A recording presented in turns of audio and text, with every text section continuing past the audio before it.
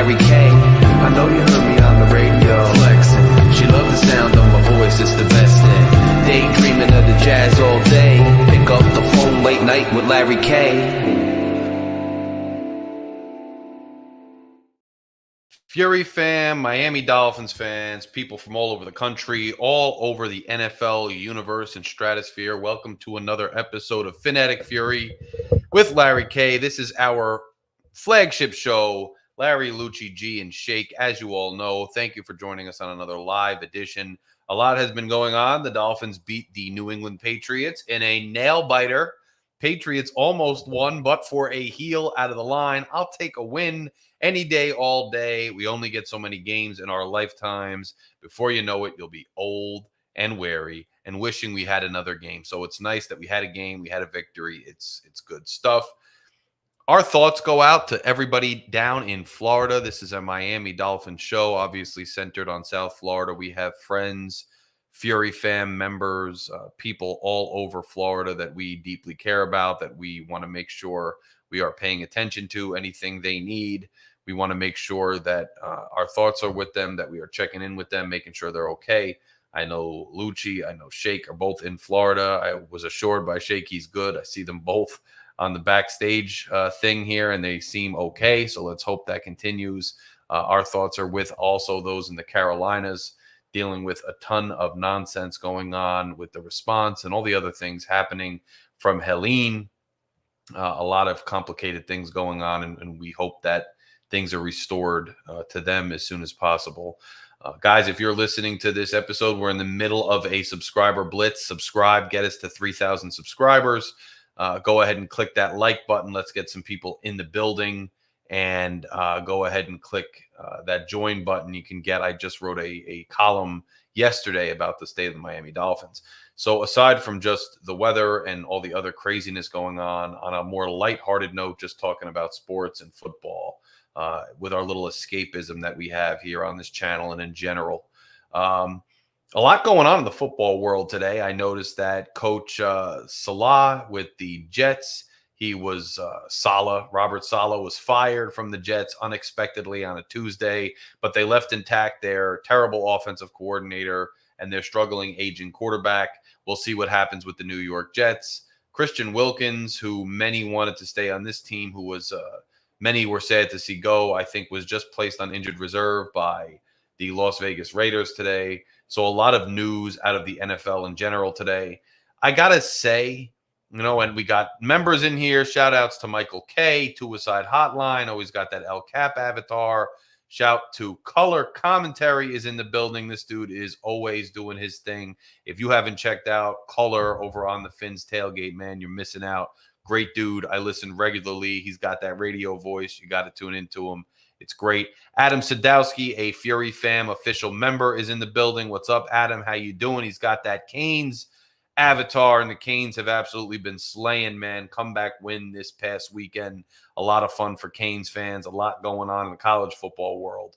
So welcome everybody who's here. Make sure you hit subscribe. Make sure you share the link. Make sure you click like. Let's get this channel to continue to grow. We are spitting knowledge.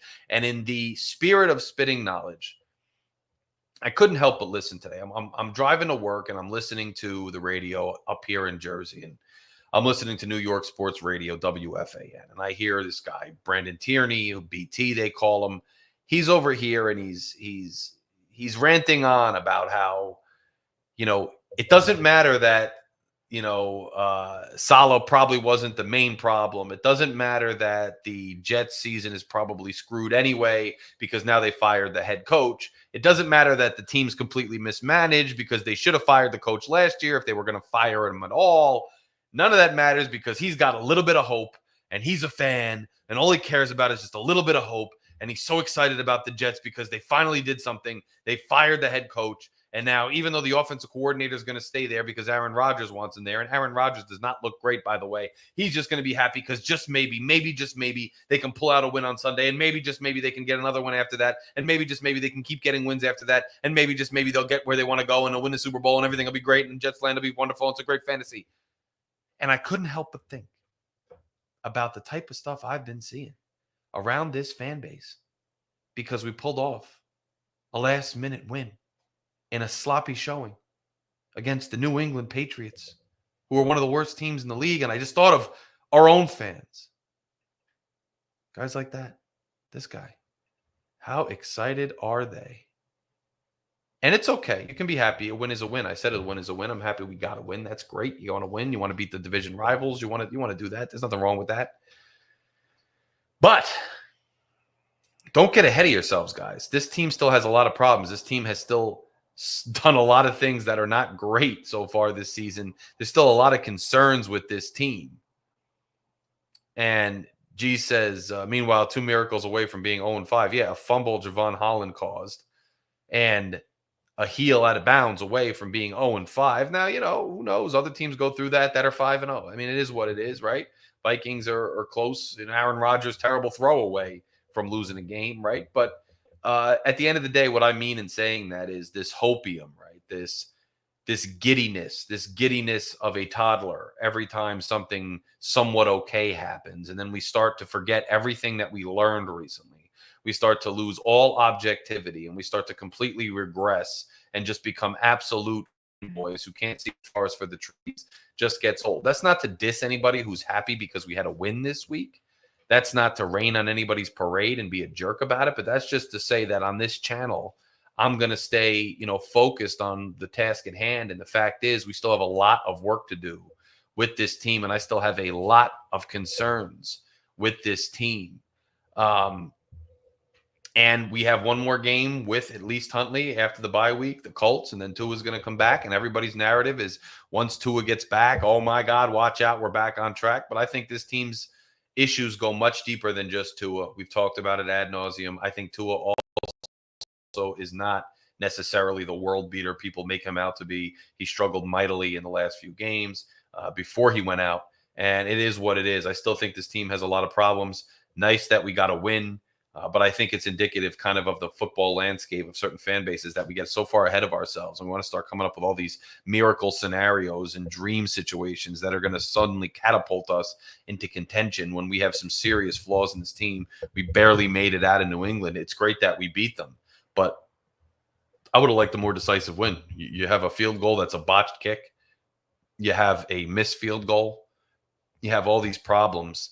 And, I couldn't help but be happy we won and enjoyed a game, but didn't really love the game overall and kind of can't be too giddy about what happened because I wasn't that impressed with the showing of the Miami Dolphins. But we move on. We have a bye week. We move on to the Colts, another winnable game. We continue to progress forward, and then we're going to have Tua back most likely. One of the most concerning things for me was that Huntley didn't appear to be improving because McDaniel catered the offense to fit his talents or changed up the way he was doing things to fit the players on the field. It wasn't like Tyreek suddenly woke up and had a monster game or Waddle or any of these guys. What I saw was a guy who had a little bit more time to learn the system, to learn the offense, to fit the ball into some of the timing routes that McDaniel had designed, but also off schedule, which is something you don't see a whole lot from Tua, kind of make a pass to Waddle under duress, things like that. It's evident that this offensive line is much better at run blocking than pass blocking, which I also don't understand. When you have a team that's designed to pass the ball, the quarterbacks, the receivers, all the salaries go into the passing game. So why do you have a line that struggles in pass protection but is good running the ball? Mostert came back, though, and that's Lucci's dude, and that's my dude, too. Mostert's a great player. He comes back. He provides a spark. He gets the team kind of on his back, and then Wright, the young man, comes in and puts the team on his back. And the running game is what won the game for us here. We had to put ourselves on the backs of the running game to get down the field, to get into the end zone, to make the difference in the game. And I will also say the defense, as much as they sometimes get maligned, some of the people gone. AVG has another pick 6 against the Jets. Guy's been absolutely phenomenal. Defense almost gives it up at the end there with the catch in the back of the end zone. But he was out of bounds according to the rule. If you're going to take a regular step, you got to get the whole foot in. It's not the same thing as a toe drag. It is what it is. It's nuanced. It's the rule. He didn't get in. He didn't score. Defense almost let up the game, but really held them to very minimal points. So you take what you can from a game like that, but you don't get too far ahead of yourself, in my opinion. You don't get so amped up. You don't get so excited as if all of a sudden our fortunes have changed. You gotta stay objective, because otherwise you're going to be really emotional and let down when things don't go your way next time. So that's my 2 cents on that. I see that we have an after school special here because Greg is getting out of class. Greg, I know you kind of discussed some of this on your video post game. You were called some names on the comments. There was I haven't checked the comments yet. Yeah, you got to check the comments. People were calling you a clown. People were saying you. Some people agreed with you. Some people were mad. They just wanted to enjoy the game. They were upset. What was your take overall on this game? Well, and what was class? I'll just start by saying, Larry, you know how 2 weeks ago I took that exam? Yes. I got a 55 on it. Yeah, you said you failed that exam, Greg, and now we know you failed it. Well, you absolutely failed that exam. Because I felt good after taking it. As soon as the teacher said tonight, there was some A's, majority B's, some C's. There was a few people out there that didn't do too well. I'm like, I failed. I knew it. But, we just got to pick it up. We got to rebound. We got to study harder, hit the books. We'll get them next time.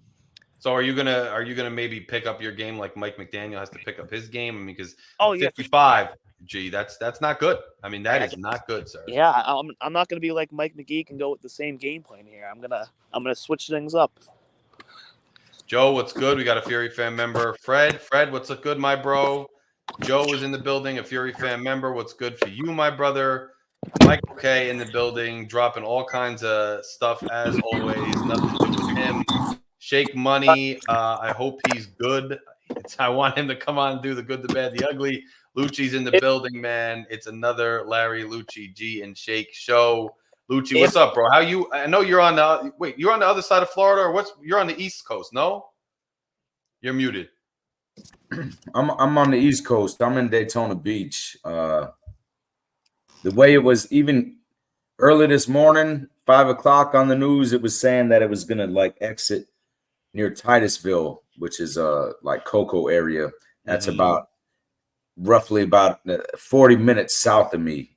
And then now at 5 o'clock, they say it's going out towards Palm Bay, which is like super south of Cocoa. It's like an hour and 30 minutes from me. Okay. So I don't think, I was hoping, for my business, I'd have a little bit of clean. I don't want nobody's property to get damaged, but, some trees down in the yard and make some cleanup money. But I don't think we're even going to get that where I am. Tampa's in trouble, though. I pray for prayers to everybody in Tampa, because that Helene went through and it still had a storm surge, like Amelia Island, all those little beautiful places off the West Coast and the Gulf. They got hurt pretty bad from the storm surge from Helene. So this one coming in is going to really. It's going to devastate that area, unfortunately. It's not wishing bad or speaking into existence. It is what it is. Things like this, with Florida, we're hurricane pros. It's what happens. Some hurricanes come and it creates a storm surge. And if unfortunately Tampa's across the bridge anyways is in trouble. So. Yeah, that's difficult to hear, and I know that obviously the surge and then where the storm is, top and bottom, when it comes up this way, it's never as bad as down by you guys, but it's always, even if there's a fragment, it sometimes hits or the storm surge can hit. So our thoughts obviously go out with everybody, and will you guys keep us posted too with how things are going there? Hopefully it does, you, Lucci. But hey, maybe you hop in, you get some business down further south. They're going to need all hands on deck. So I'll go down and help, and my uncle, I have 2 uncles. That's where when I went to that wedding in the pink suit, that's where that was in Asheville. Fortunate, my uncles made all their money in South Florida and then moved up there. So they're up in the mountains where, their house is literally on the side of they don't, they didn't have to really worry about it. But they still have no power. They still have no cell service. There's no in and out for them. It's a mess up there. So I'm thinking about going up there to help them maybe, Yeah, they need all the help they can get, man. Going up there, and I remember with Sandy, people came up this way from all over the country, and then we were out without power and things for weeks. I was cleaning out people's houses. They had people who aren't even really in flood zones at that time, who never even think about water, all of a sudden had their first floor underwater. So you had to clean out the whole house, rip the drywall out. It was it's terrible, man. It's a hard situation, but They're saying now that the National Guard isn't letting people. I'll have to see. They're saying the National Guard isn't letting. And like, you know, all these conspiracy theorists, and it kind of makes me sick. You know, they're like blaming it on, you know, which administration. It has zero to do. For anybody watching that cares, let me just get off subject for a second. What they don't need is people that aren't trained to be in mountains or in them conditions to come in there and get hurt and fall. And then now we're trying to help you, which wasn't a problem to begin with, before we could help and recover the bodies of everybody else. That's what it has to do with. It has nothing to do with Harris or anybody's body. It's nothing to do with that, man. It has to do with you can't just show up and now we have a bunch of untrained people that want to do good. You know, they have good intentions, but you don't know what you're doing, and you can get hurt. That shale on the mountains you fought on, that you're going to get hurt. And yeah. So you can't be up there trying to help. So it's not, they're not blocking help. You know, they're blocking creating more potential victims. They're doing you a favor. You know. As a matter of fact, DeSantis sent a bunch of policemen over there with canine units to help. Yeah, you know, let the pros deal with it. You know, yeah, you know, and that's what it has to come down to is, you know, as Americans, you know, we help each other, but it's got to be the right kind of help, man. We can't create more problems. You know, so. Yeah, and I mean, I think every time we have a disaster or anything, no matter who it is trying to say is this about, it's like, bro, let's just come together and fix stuff. I can't. The conspiracies, the things that get out of hand, the narratives. It's like, why are we always like people are hurting? It's ridiculous, in Carolina, bro. People are nobody hurting. Harris or Trump or Biden. Nobody wants to see. I'm sorry, I don't buy into any of that. You know, it takes time. Unfortunately, you can't just snap your fingers and make everything better. It takes time, you know. So it just is what it is, man.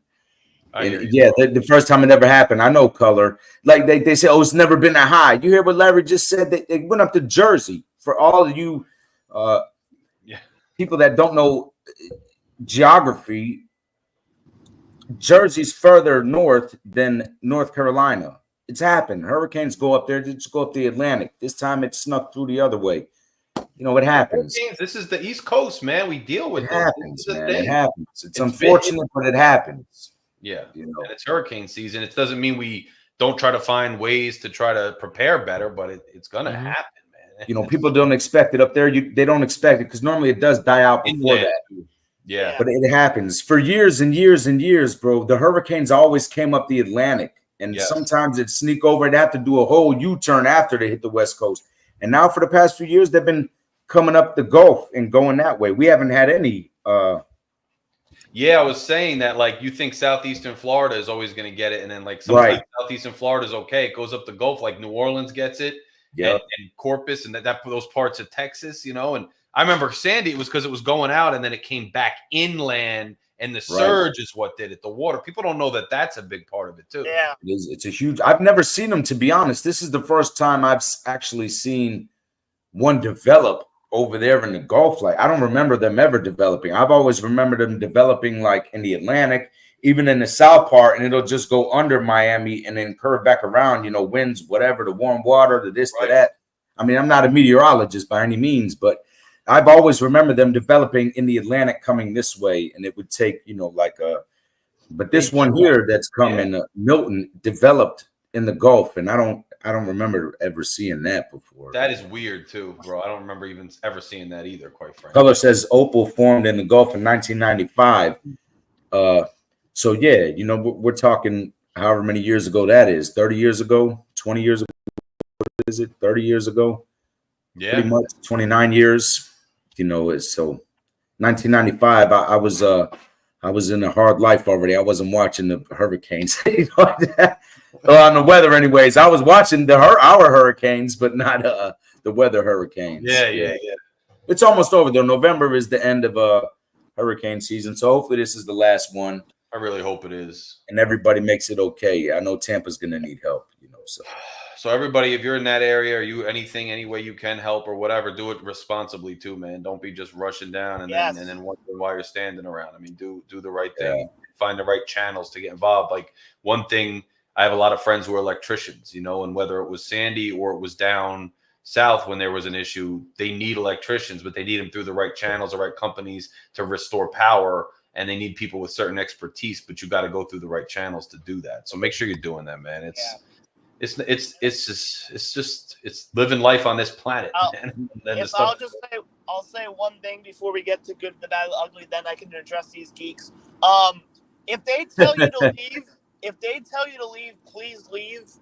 Or if they say something like, if you don't leave, we're not coming to get you. Last year, it was a scary time for me and my family as my grandparents and my aunt had a hurricane, and they told them, if you guys don't leave, we're not coming to get you if there's trouble. So if they tell you to leave, please leave. Go get what you can and just evacuate.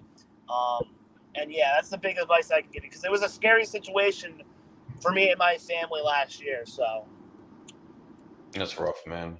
Yeah. On a lighter note, Sheikh. Morning, Your Majesty. It is another beautiful day in Zamunda. We must do our show, even though it's a distraction from the stuff that's going on out there. And I'm curious. I really am actually curious to hear your guys' thoughts, because I have so many, not mixed emotions, but I'm kind of like, I don't know how I feel about this game per se, like joyous, normal, whatever. So, Sheikh, let's just jump right into it. The good. The bad. The ugly. Oh man! First of all, what's up, Michael K? I don't live next to Scientologists, but then again, then again, if I did live in Buffalo, I'd stop believing in God altogether. So, but luckily, I don't live in Buffalo, so I don't have to. I have faith in God now. But anyway, we got that up. Now that we got that out the way, the good, the bad, and the ugly. By the way, this win was like the you ever say played hot potato? Oh yeah. That's what they were trying to do with the win. No, you take the win. No, you take the win. Yeah, who wanted to lose? Yeah. True, bro. That's what it felt like. And by the way, this win felt like that one rich relative, right? That gives you a Christmas card. You're grateful and everything, but you're hoping there's money in it, and you're like, oh man, this is just a Christmas card. I'm grateful, I guess. Yeah, bro, I like that. Yeah, I like that. That's a good way to put it. Well, Michael K, probably did went over my head, because your jokes really don't land, like this hurricane that I'm hoping it doesn't land. Damn, Shake's on a roll with Michael K. Listen, I hope this hurricane is just like Michael K's chirps. They don't land at all. But unfortunately, this one's gonna land. So try harder next time, Michael K. Anyway, the good, the bad, and the ugly. The good is that we got to win. Yes. The bad is that we barely won. And the ugly is that freaking Achan got a freaking concussion. That hit was hard. Yeah, I just don't think he's the type of kid who can be a workhorse like every down back. I love him. I think he's a really good back. I think he hits the holes very well. I think he put weight on, but you just run him into the ground sometimes. If you don't have a good system going for him, it's unfortunate. Too little. He ain't built for that. Nah, he's heavy load. He's not. You got any meme, Shake? No, not today. All right, so then look. Well, give me your thoughts other than the good, the bad, the ugly, because I don't want to hear Lucci, man. I want to hear his thoughts. Greg's thoughts. No, just hey, listen. At the end of the day, we still have a lot of issues, and it's not from the defense; it's the offense. What's funny is I did a comparison to the 07 season, and we're putting up more points in the 07 season with Cleo Lemons than we are with freaking all these weapons. Are you serious? Oh my God, that's a joke. That's crazy. Yo, Lemon, that's that 04 game, Shake. It's wild you say that. That's that game on Monday Night Football where we beat the Patriots. We went 4-12, and they went on to win the Super Bowl, and we beat them on Monday night with the throwback orange jerseys. Yeah, that's when we had what's his name? Jim Bates as the interim head coach. That's crazy, bro. That's crazy. Yeah, that's actually really sad. I just don't know what to make of anything right now, because it's just a weird season to me. Like, I wasn't expecting a great season. I really wasn't, because I just thought we lost a lot, and I didn't believe necessarily in the Tua McDaniel philosophy and who they paid and who they didn't in the O-line. But like, I thought I would still have something to root for, and now it's like, yeah, we won. We're not out of it. That's the weird thing. Like, mathematically, we're not. Not even close mathematically. Huh? not even close mathematically No, when you not look even inside the close. division. No, we're not. So We're not. We're like one game behind Buffalo. Lucci, what do you think? You know what's crazy? My cousin Giovanni, we all know he's a Minnesota fan, right? And so there was, they come up with these BS posts, some of these Dolphin websites saying that Sam Darnold, some type of trade scenario where we get, and so I laugh and I put the thing on there and tagged my cousin and said, yo, we want Van Ginkel back, as part of the package. Otherwise, it's a deal breaker. And he brought something to my attention. He said Van Ginkel has more touchdowns than Tyreek Hill. You guys can't afford Van Ginkel's cost right now. Oh, that's cold. I said right? that for Morant. And by the way, your hell. boy is out for the season. Christian Wilkins is out for the season. Yeah, I didn't know that till Larry said it, but peace to him, and I hope he gets better soon. But you know what sucks about that? It's gonna miss our comp pickup now. Son of a gun. What sucks about that is that that he ended up going to a team that's just in a terrible disarray. People thought.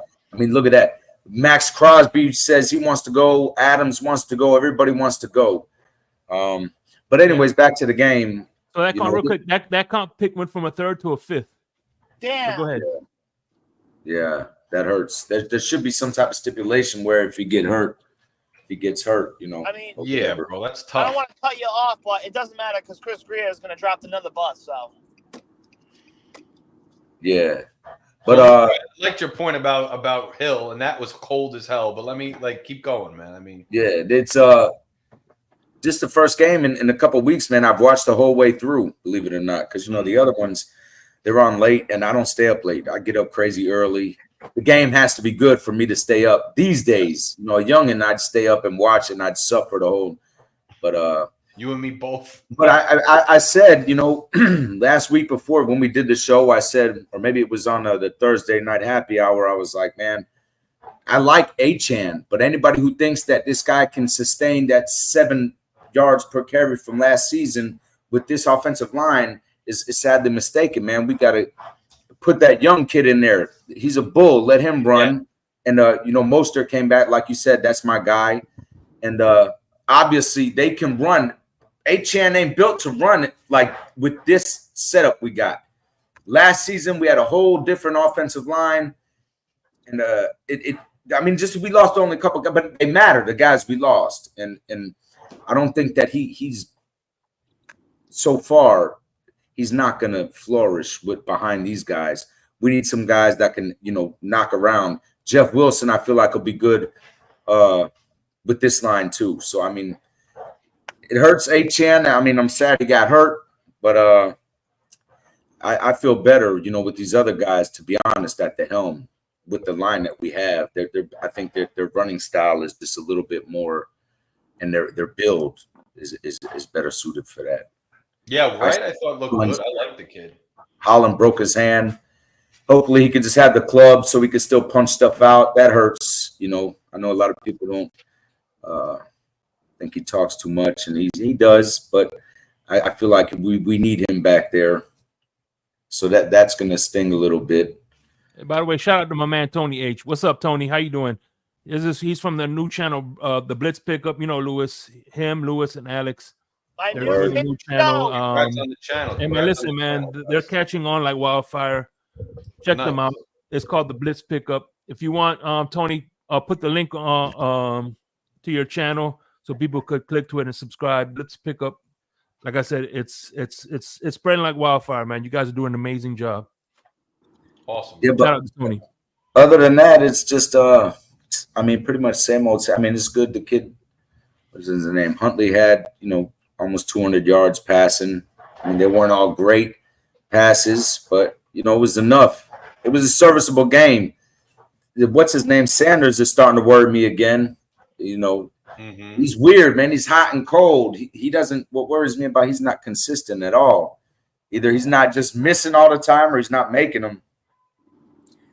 That's weird. I feel like we're gonna need him to be clutch the way the offense is sputtering. Even when Tua was in there, maybe Tua comes back and it shakes things up. Who knows? In closing, what I don't like is our defense played really good again. Good enough, anyways. I mean, there was a couple of plays, but they kept us in the game enough where we could win. But I just I forgot what I was gonna say in closing. But you were saying you don't like something. You brought up the defense. You were like the defense played good. What I don't like, maybe some with the. What I don't like. Thank you, Larry. What I don't like is I don't want to be in purgatory come draft. Yeah. Listen, I don't give me this. I don't want to be stuck in limbo where we did it for 10 years straight with this 8-8 record. Now the games are different. Whatever the hell 8-8 equals out to back then, don't do it again, because we're gonna need a power pick to this isn't where it's at. So what I'm worried about is now with this win, and if we, we're going to win just enough to mess up our draft pick where we get a shot at getting a good quarterback. Even if people want to say Tua, though, okay, fine, Tua. Get one of these good quarterbacks that's coming out of the draft. There's a couple coming out. And sit them down. And then if Tua gets hurt again, then the kid will, or if Tua stays healthy or whatever the case may be. That and the Jets still prove that they're a worse organization than us. They are. The fact that they had what's his name escorted by security out of the building after that. Well, that's crazy. But maybe I don't know how he acts. He might be a live wire. Maybe they were worried he might have known the reason behind it. With maybe Aaron Rodgers did have a say in it, and maybe they were worried he'd confront him about it. I don't know, but there has to be some kind of underlying. There's something there. I doubt that they just did it like that. There was something that, that they obviously gave him some type of pause for just firing him and letting him walk out on his own. He's a fiery guy, so got a little size on him. Maybe they were worried he might go straighten somebody out. I don't know. It's possible, bro. All I know is that Rodgers is running that franchise, and he hasn't even looked that great. The whole Jets nonsense. That doesn't look good at all. Bro. That should be. I mean, we should be able to have a couple of easy wins there. We'll see. We'll see. I'm curious. Anybody have the schedule on hand? Because I don't even. It's a bye. Colts, Cardinals, Bills, Rams, Raiders, Jets, Texans, Niners, Jets. I believe I got it correct. I believe. What's crazy is it's not the worst schedule, but like to your same point, Lucci, I don't want to be in purgatory with the draft. I also don't want to be in purgatory with the program where like now the Jets are going to go out and try to get the best head coach available. I don't believe in them, but they're going to go out and try to hire. Other teams are going to be hiring. Like I don't want to get to a point where we're like just around 500 or barely sneak into the playoffs and get obliterated in the wild card again just for this organization to run it back again. Let them get Pete Carroll, because I don't want Pete Carroll over here. Yeah. And by the way, that I agree with Michael K there. That escorting people out is kind of like standard operating procedure. I've been fired a couple of times where they escorted me. Yeah, but I don't think I've been. I guess the only time I was fired, I was younger. They were like, just don't come back because I called out too many times. Yeah, I was a kid. I've been expired. I've been escorted many times. You called in and they told you know what, just don't worry about coming in anymore. That's what it was. They're like, don't if you're not here today, your check. Yeah, I was at a temp agency, with a temp agency, so they would tell the temp people, like, tell him don't come back. Yeah. That stings. I got. That's the most that I got. But I don't know, man. I agree with all of you guys on this. I agree with all of you guys on this. Yeah. Is it my time to start calling these people out now? Yeah, I mean, look, G, I know you already kind of gave your thoughts, but you've had some time to sit and chill. You got Phil, by the way. What up, Fury fan member? Click subscribe if you're in here, guys. This is the type of conversation we have, man. A couple of guys talking reality and just kind of being honest with you, just in a calm, chill setting, just keeping it 100. And by the way, I've been watching the happy hour. Like, I've been watching it even. Yeah, I've been keeping the F words down. I know, I've noticed, bro, and I appreciate you. I remember the other day, like, Lucci, I need like a babysitter. I need you to. Lucci be like, and you guys, bro, like, even at work, with the way my job is, and at home, and I curse like a sailor. This channel has like a vibe I like to I like what we have. So that's No, it's got a little bit of class. I Yeah. like it. To be honest, I don't. yeah. I'm with you on that. But I get Shake too. Yeah, of course, bro. Yo, it's such a frustrating because everybody had, and Shake might have been a little more delusional than me and you. Yeah. We're kind of Debbie Downers, Larry. We really do look at Shake's more of an optimistic, happy guy. Yes. So I And feel listen, like Shake is a not only do little. I drink the Kool-Aid, but I add gin to it. You see what I mean? I drink Corona Light over here. My guy's drinking gin. He's taking it a lot harder than we are. So. By the way, Lucci, you sent me the meme of Big Pussy on the boat. Oh, you see that? Yeah. Yes. And then Shake sent me Goodfellas, where he walks into to get made and he gets shot. Yeah, Pesci. Well, the two of you are great today with that. You guys are always on point, bro. I love it. It was with Sala, we were talking about everybody out there. Yeah. They both sent me Sala with those mafia memes. It was hilarious. But nah, man, the happy hour though. Honestly, I've been watching just every Thursday. I just love listening to you guys. It's a different vibe because you guys are running. I just dig it. So it's just another thing that the channel has that we're kind of holding down now. And now G with his after game rants every time. It's cool, man. So just guys, if you're out there, subscribe if you're rocking with us, man. We're building what we build on a much slower trajectory, but we're building. And I don't know, man. This is a weird season to me, bro. I feel like I don't feel like I don't want to say purgatory, but I feel like we're in that transitionary spot where I lost the enthusiasm to think that this current regime and iteration is going to get to the Super Bowl, where I had more faith last year early, even though I had some doubts. And I'm not in the place where I'm like completely done. Like they're not just 0-5. So it's just I'm in a weird place with this team, bro. I have to be honest. I'm in a weird place with this team. Yeah. Like somebody said earlier, though, I don't really disagree. I mean, I don't really agree with that. We're 2 miracles away from being 0-5. We're definitely 1 with Jacksonville. Mm-hmm. But if we just scored, or if they would have scored, we would have just had to get in the field goal range. And I feel like the way the game was going, even though we couldn't muster a first down but I mean, they ran, it's kind of tricky. I don't know. I don't either. I know what you're saying. Patriots aren't a good team. I don't feel like we needed a miracle necessarily to win this game like we did against Jacksonville. But still, it was hard fought. Is just beyond me because we can't muster any offense, really. We get down there, we can't get in that end zone. What up, X Factor? Hey, shout out to IMAX. And by the way, I want to give a shout out to Color because I heard he does. Listen, if you're not watching a Coffee and a Cup of Color in the mornings with TFTG, I don't know what you're doing with yourself, man. Color puts on phenomenal content. Oh man, today I urge you to listen to Coffee and a Cup of Color just for there's a lady in chat. Her name is Carla. Just for the exchange between her. As a matter of fact, I'm gonna clip some of those. I'm gonna clip it, but yeah, just the banter between Color and Carla was hilarious. I mean, I was dying laughing all day. But no, one of the funny things one of the things that Color said that was great was the fact that I would love to have Robert Saleh as our assistant head coach.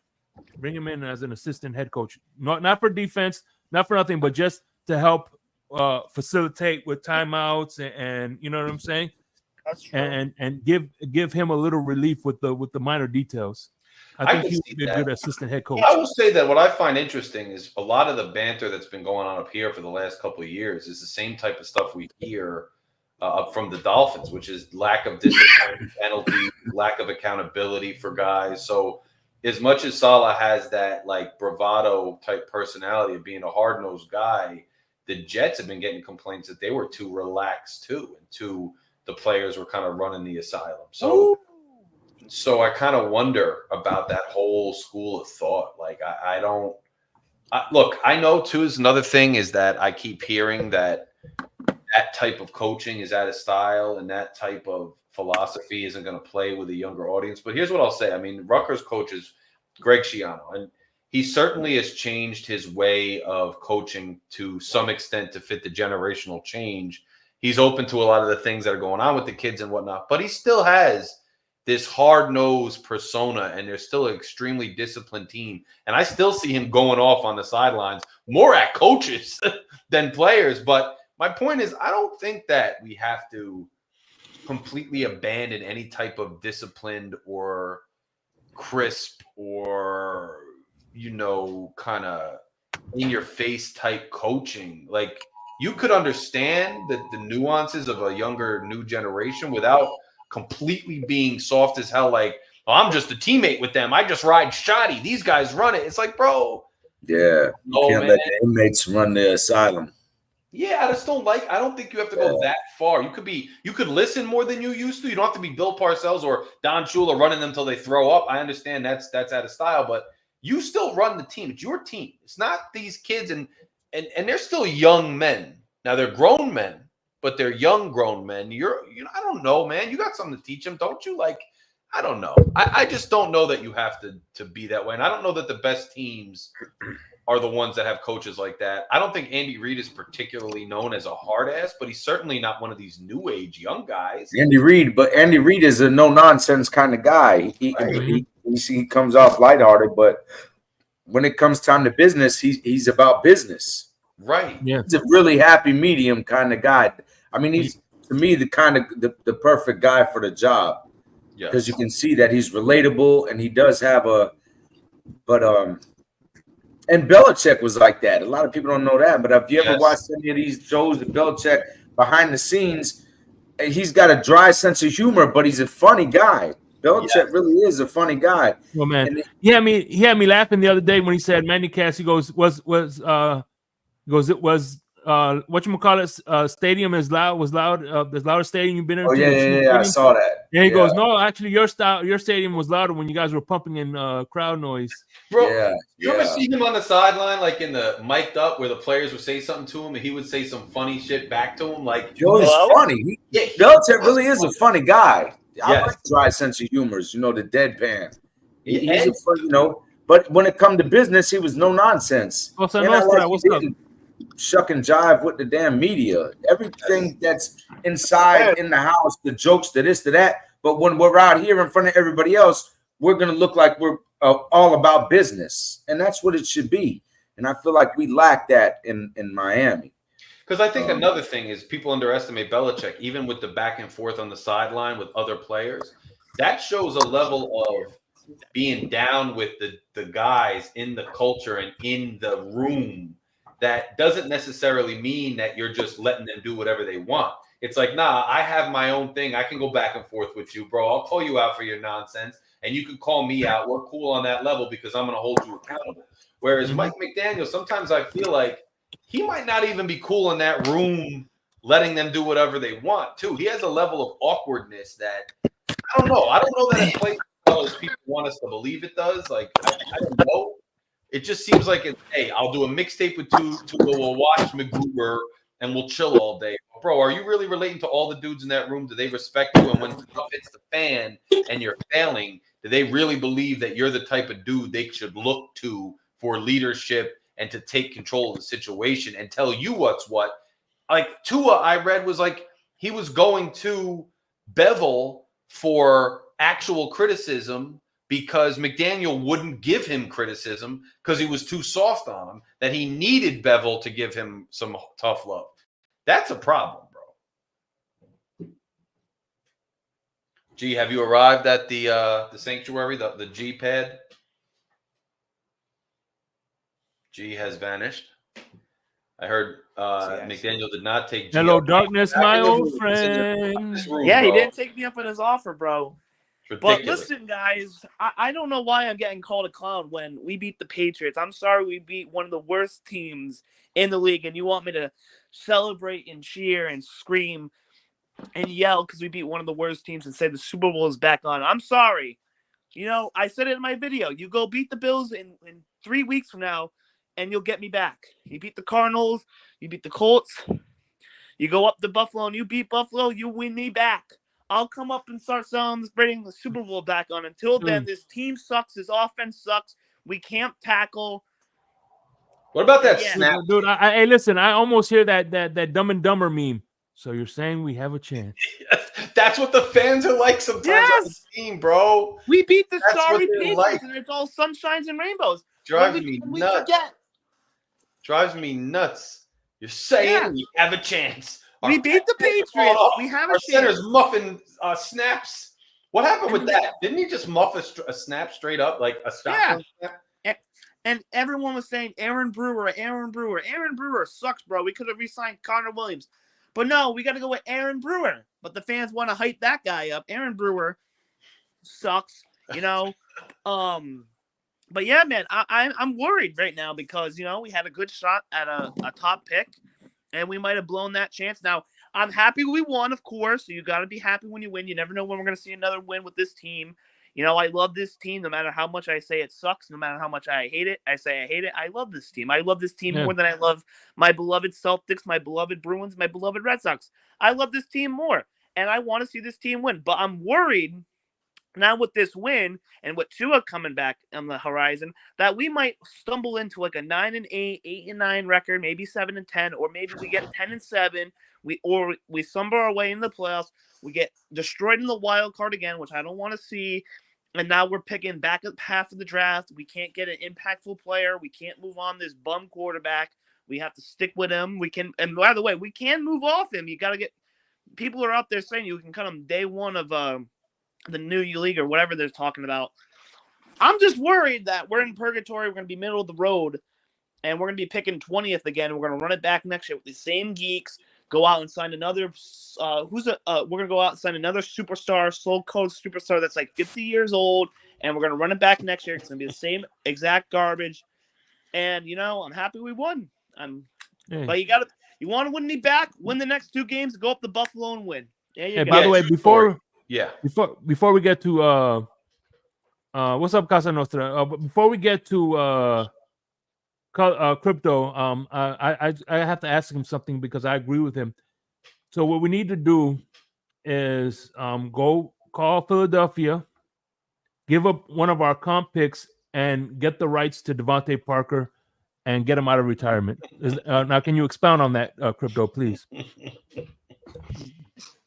Unless we're on a 100-year drought, yeah. If we want to continue this purgatory, then sure, I'm all for it. God damn it. Oh, I'm sorry. My bad, Larry. It's all good. Man, I'm saying I'm going to be Greg's campaign manager. Sign me up, put me on the campaign trail for Greg. Man, they could have said it best, man. I'm his campaign manager now, man. I'm on the 2024 Greg Miami Dolphins campaign now. I love that. Was perfect, man. we might lure ourselves into permanent purgatory with any glimmer of mediocrity and success.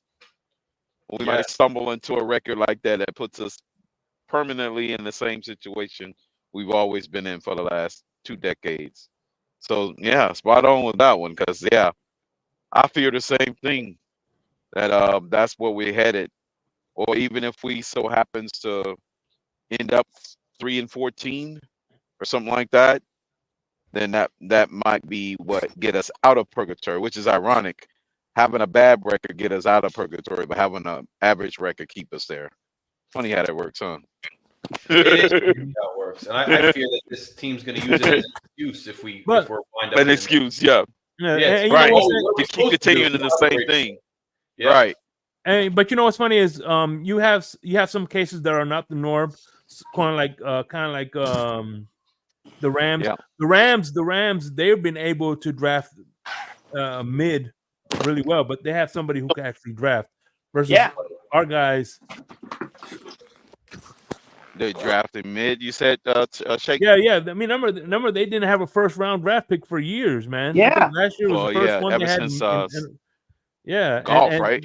Yeah, a lot of their hits they hit on first, second, third, fourth, and fifth round picks, man, and you know that's how you build a team. You know, never hit a first round since Jared Goff. Yeah, you look at, and again, I'm not putting it all on Chris Greer, but think about the one thing everybody's saying: we need to get that Taron Armstead because he didn't hit on whatchamacallit, the right tackle Austin Jackson, and on the he tackle, didn't hit right. Noah Igbenogany, so we had to pay Jalen Ramsey. So there's a lot of things that he didn't hit that we had to get through free agency. We had to supplement through free agency. So that's no what monogamy. We had to go pay a whole bunch of high priced receivers corners, because we didn't initially hit on Noah. Mm-hmm. And we wasted 5 years of Noah's time. Now he's balling out with the Commanders. Yeah. It's also, when he could have been on our roster balling out. That's right? crazy. And we could have tanked the season. We could have gone 1-16, but who's to say we dropped the biggest bust ever? Color says on his show, Doug says on his show, and I agree with this.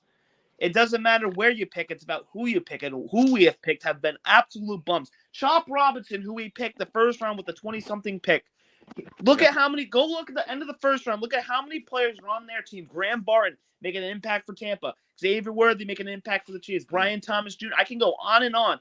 And we continue effing up. We were drafting for the future. You know what you could have done with the first pick? Took one of those three guys I mentioned, or you could have traded back, got more picks, and you could have gotten more players that could make an impact. I mean, look at the picks we have made. Patrick Paul and Chop Robinson, our first 2 draft picks. They are nothing more than pieces of the future. Jalen Wright, we drafted him in the 4th round. He's been the best pick. The other guys, I don't even know who they are. I mean, it's a complete clown show. But I think put me as GM. Our and the fourth guys round pick is better than our first round picks. But by the way, I want to correct you something in crypto. Cam Smith and Noah Igbenogany was Brian Flores. Remember that. And whatever bust we have this year is also Brian Flores. Listen, I'm gonna. I'm gonna exactly. I'm gonna have to get in the Saudi Prince's DM and have a conversation with him buying the team and making me the GM, because we can't have any more of this nonsense. We need to have the Saudis buy the team, Greg as GM. We can have a board of directors. We can get Larry. We can get Shake. We can get Lucci. We can get Crypto. We can get TD. I'm talking everybody. Board of directors. Greg runs the shop around here. And we gotta do something, man. I don't have the money. I don't have the money to buy the team. But we continue to go to geeks like that Joe Geek that owns the Nets.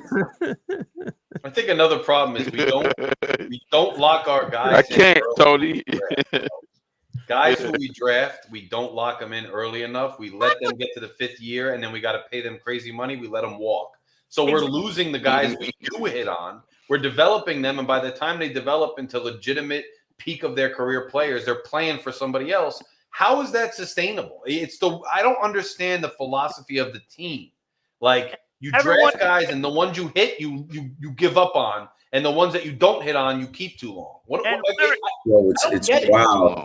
I don't know if you guys remember this. Remember Xavier Howard was up for a contract? Good point, Larry. Yeah. All the fans were like, sign Xavier Howard. We got to sign Xavier. We can't let him go. Where was that same energy for the 3 guys we had? Robert Hunt, Christian Wilkins, Andrew Vigil. There was none of that. And we signed Xavier Howard back when you could have traded him to the Ravens a few years ago for 2 first-round picks. Imagine that. We traded him for 2 first-round picks or whatever the deal Baltimore's often. Man, if Chris Greer can go back in time, man. But this fickle fan base. This fan base was too fixated on get 2 of the bag. He's about to get the bag. Yo, I told you he's going to get the bag. Yo, that man's going to get the bag. To worry about. That's what it was.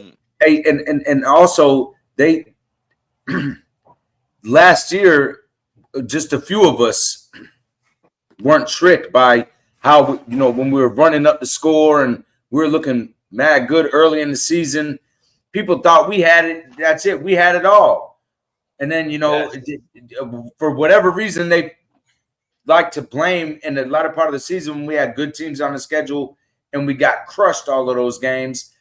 People, just and sort of like, oh, well, we don't need a Wilkins. Look how high powered our offense is. Look at what we did. Yeah. I mean, that's what I feel like. People felt like, after last season, man, they had false hope, and they thought, well, we don't need these other guys because, look, we can run it up. And whatever reason they wanted to blame, the defense had injuries. The defense sustained with all those injuries, still played formidably. And I don't know. No, you're right about that. Well, you said a key point there.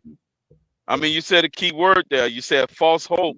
And I think it ties into Color's last comment when you're talking about grape nuts. It's not grape, nor is it not nuts. That's false hope. Grape nuts is not grape or nuts. Yeah, it's barley. I had no idea.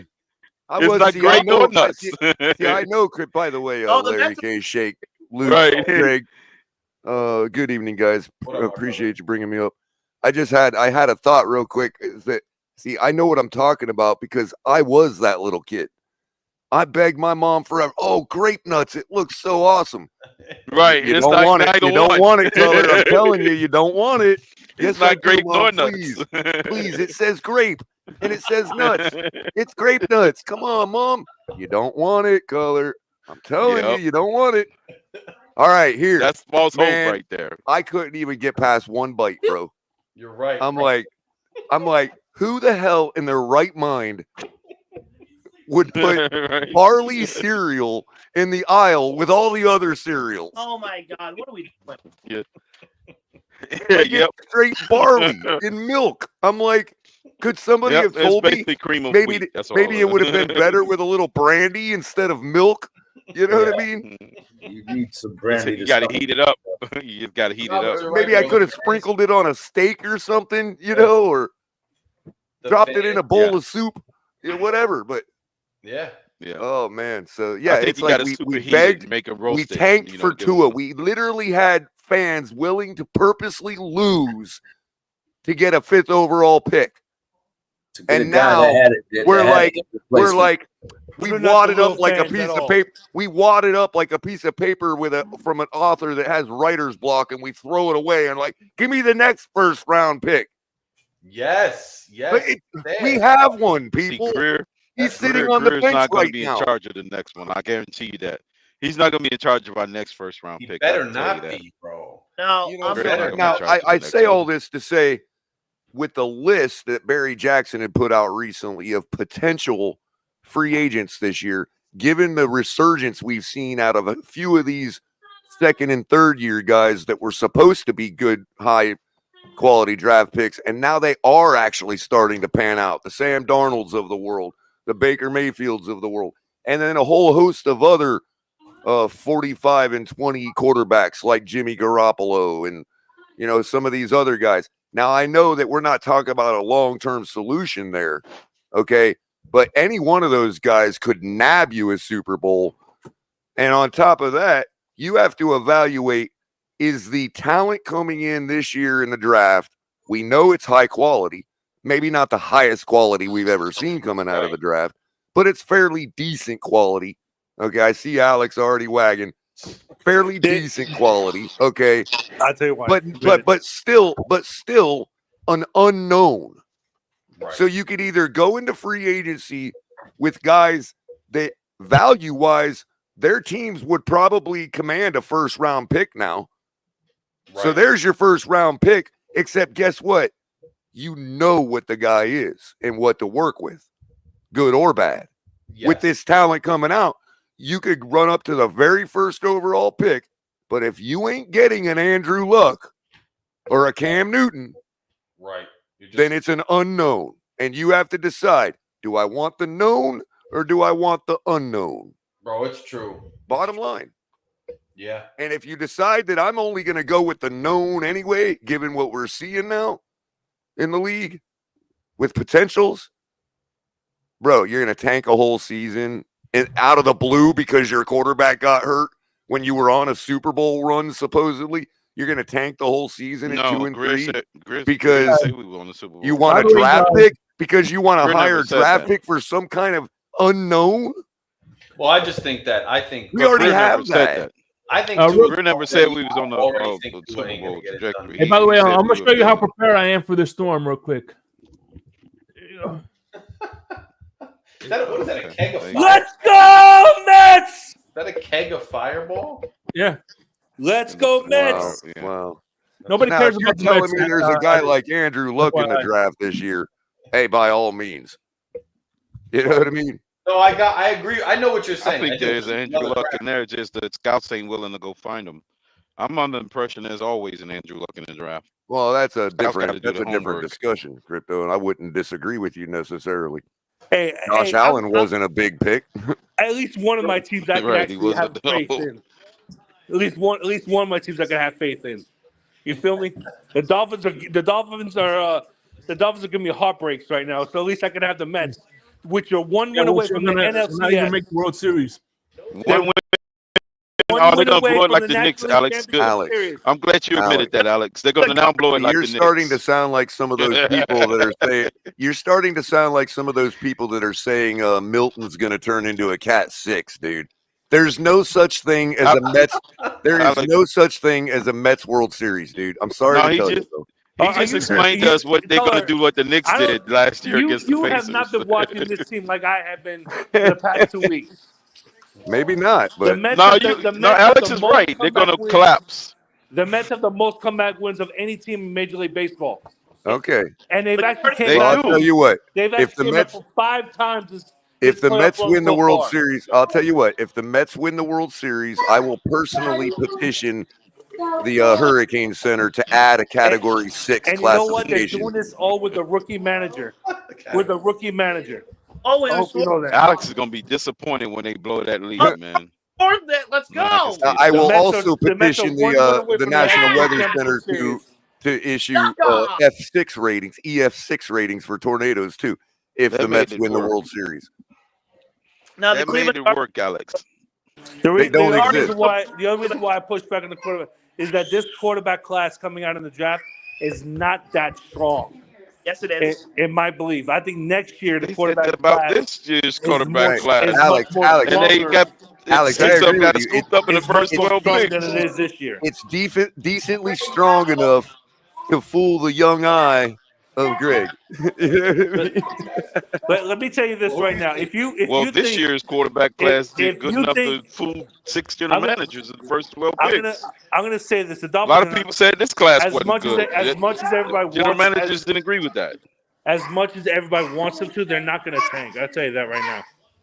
They're not going to. I think the quarterback class is only as strong as a team that needs the quarterback. Well, I know Six we're teams not felt gonna the tank. need the quarterback. If we were gonna tank, we would not be expecting Tua to play against Arizona. Hey, by the way, Color, real quick, can you expand? I really I heard you this morning. Can you expand on the Robert Saleh? You can tank Robert with Saleh, Tua. the assistant head coach? I think that would be a good idea. Weren't you saying that? That was you, Well, right? It was. I think it was. It might have been Ali that said assistant coach because I was actually thinking if the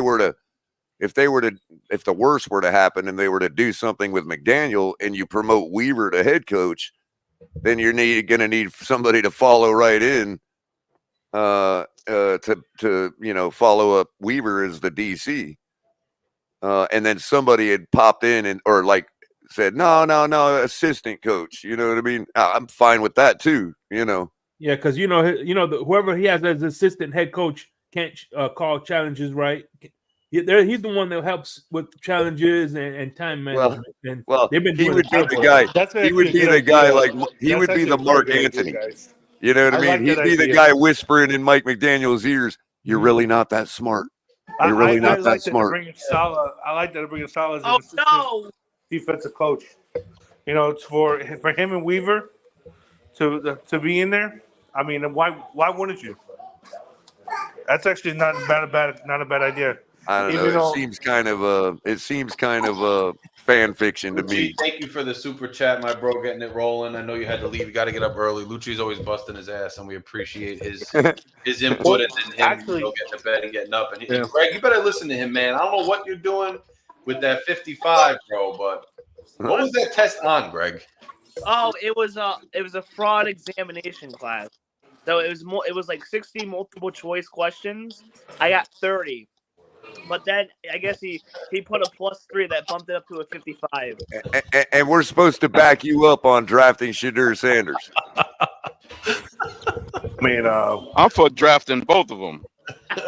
Do what the Commanders Sorry, did when they Greg, drafted RG3 and Cousins. You choke on your drink there. No, man, like I said, we need to do two quarterback I'm not that sets. sold on That'd be Shadur good. That'd be Sanders good at right all. there. We need to draft Sanders and I'm Ward. not that sold on him. Wait, what, Shake? You want to do 2 quarterback sets? Yeah. Huntley and Tua? Color, why do you think it's a fan? Why do you think it's a fan? Hey, listen, we did a defensive I don't know. You coordinator. didn't do what Commanders did. We're not co-quarterbacks. Because it just Then seems Shanahan so drafted. and it I- seems I- kind and of I'm not- forced. and I'm not It seems just- kind of Shanahan contrived. drafted RG3 and Kirk Cousins. Draft them both. Larry, Yeah. you get what I'm saying, right? Like the whole Robert Saleh coming in here right away as soon as the day the guy gets fired seems kind of contrived to me, like fan fiction almost. I'm like, not disagreeing course with it you on is, that. of I'm not course. disagreeing with you with that on color. I'm not at all. I just think that it actually could be a possibility because of McDaniel and Salah's relationship. now, if you're talking about hiring him Because they are in, best friends. hey, do what they did for Chris Greer's daddy. Hire him as a quote unquote consultant. Yes, consultant. That's what I was going to say, Color. And that way you've got the Jets playbook. You know what I mean? Yes. Right from the head coach, not from Yes. some disgruntled player. You know what I mean? But here's the thing. But too, they you gotta gonna change remember, all that up. That don't work. Yeah, a they can lot of only these head change so coaches, much. right? A Crypto. lot of these head coaches that like for instance, Salah got fired, so he has him maybe a year or two. You know what I'm saying? Some of these coaches maybe take a year or two off because you know what? I'm getting paid regardless. Yes. Why? What the hell? You know what I'm saying? Let me just take a year off and step away from the game for a Right, little bit. right. Some of Enjoy these this dudes, money. they do that. Some of them become like consultants, like they work part-time just breaking down film, and they still get paid by their old team. And Well, that's a lot of the defensive guys follow the same path as Flores. They end up falling back to their defensive role and having great success. Steve Spagnuolo is another one. Yes. You know, he was the head coach for a minute in St. Louis. Terrible time there. They fire him. He gets hired on at Kansas City. Now he's got 3 Super Bowl rings. Yes. Hey, do you guys do you think that that we should kick the tires on Devin White? That we should what? Kick the tires on Devin White? I mean, maybe I don't see. Who's that? Devin White again? Linebacker. The middle linebacker, he was just cut today by Philadelphia. I just wonder what's wrong with him, man. I know a lot of people were blaming Fangio for that, but like, I wonder, like, what's the issue? He hasn't played a snap at all this year yet. He signed a 1-year deal and he has not even played it down. I wonder what the issue is. I wonder what the Well, issue I mean, if you're going to hear it from a Dolphin fan, you're going to get the standard canned answer that it's all Fangio's fault because, you know, we all have to slander Fangio. You know what I mean? Yeah. I mean, he is. That was the first he is part of the thought blame that over there. Dolphin fans had on Twitter today. It didn't take long, Larry. It was like, oh, it's Fangio. It's like, okay, well then why ain't his whole defense quitting? Right, yeah, You I know? wasn't surprised in the first thing. That's because Fangio in that corny zone. Right. Fangio. I'm like, all right. Nick Sirianni is the Not main everybody can problem be over there, in Minka my opinion. Fitzpatrick. Nick Sirianni is the main issue over there in Philly, I think, in my opinion, because I think that team has quit on the Sirianni as well. But I think Fangio has some part of the blame because his defense does not look good. The Philly defense does not look good at all. same They didn't problem quit on we them. They do, Alex. tuned too. Yeah, they have the same problem we They tuned do. them Their out. offense doesn't reward that defense. It doesn't. It gets defenses will get demoralized, man. You're on that field. Defense is such an energy, like an energy. What's the word? It's reactive. Yeah, bro. Yes, and it's so much, you know, energy and intensity and emotion and just helmet to helmet battling and if you don't get rewarded, especially when you get them the ball in good field position or you're constantly out there, in this league, there's only so many times you can stop an opposing offense. Right. The league is designed for offensive output. So if you consistently do that and your team isn't scoring, eventually the dam's going to break and those teams eventually get demoralized, man. Larry, after you read this super chat, could I expand on that a little bit? Yes.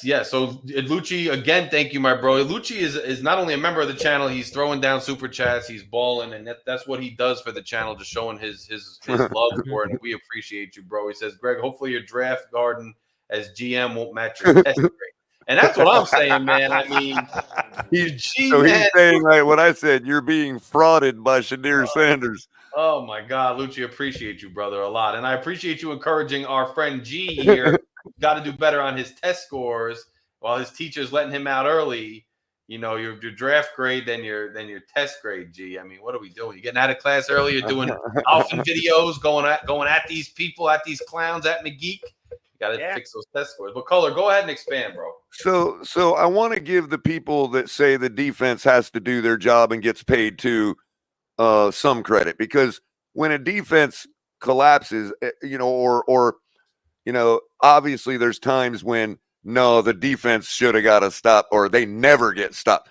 You know what I mean? But when you're talking about, so I would say to those people, look, yeah, you have to expect your defense, even if it is reactive, and even if the offense knows the play, you should have a good enough defense that you get your standard stops, and there should be some expectation that the defense does its job at a high level.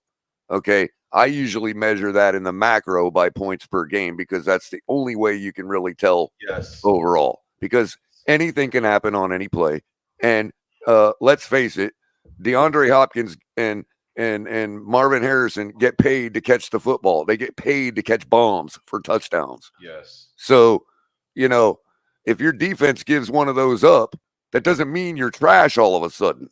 Yes, I mean guys get paid on offense. That's what one thing Right, I understand. right. Not everybody's No, trash. I'm not saying So that. on that note, along that note, if you're talking about now where I start to consider where I expect a reward from the offense, as I call it, when you get 3 stops in a row. Yes. Your offense has to score. That's number one. League, okay. That's number one. A turnover, obviously. You got to cash in. At least a field goal. Yes. You can't go 3 and out. Yes.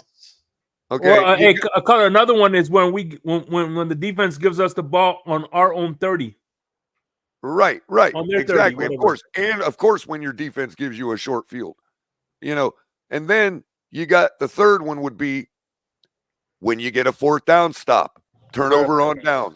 That needs to be rewarded by your offense. Okay. And the 4th one, and I don't know if it's the final one, but it's the only last one I can think of. And it's the most rare one that people never think of.